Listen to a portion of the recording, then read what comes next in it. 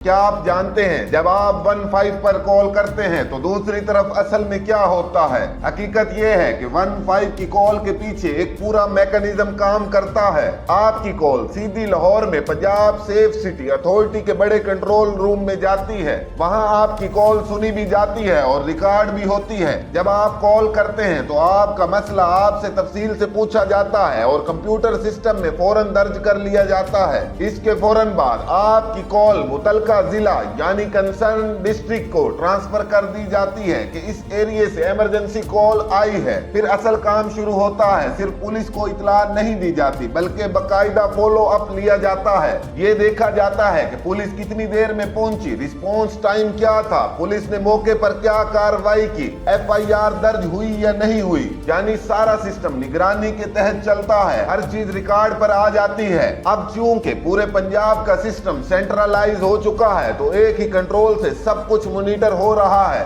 एक और बहुत अहम बात जिसका अक्सर लोगों को पता ही नहीं होता, अगर आपको अपनी 15 कॉल का रिकॉर्ड या सबूत चाहिए हो तो थाने के चक्कर लगाने की जरूरत नहीं। आप अपने जिले के DPO साहब या CPO साहब को एक सादा सी दरख्वास्त दें। दरख्वास्त में लिखें, मैंने फलां तारीख को इस मोबाइल नंबर से 15 पर कॉल की थी और मुझे इसका रिकॉर्ड चाहिए। इसके बाद DPO या CPO office Punjab safe city authority को बाकायदा रिक्वेस्ट भेजेगा। फिर पंजाब सेफ सिटी आपको एक सर्टिफिकेट जारी करेगी जिसमें लिखा होगा कि आपने इस तारीख और वक्त पर वाकई 15 पर कॉल की थी और इस कॉल का मौजू क्या था। ये सर्टिफिकेट आप कहीं भी इस्तेमाल कर सकते हैं, चाहे अदालत हो या कोई भी कानूनी फर्म। यानी आपकी एक कॉल कानूनी सबूत भी बन सकती है। ये एक बहुत अच्छा निजाम है, लेकिन अफसोस अक्सर लोगों को इसका इल्म ही नहीं होता। उम्मीद है अब आपको पूरा तरीका समझ आ गया होगा। मजीद मालूमाती वीडियो देखने के लिए चैनल को फॉलो करें और कमेंट में अपनी राय का इजहार जरूर करें।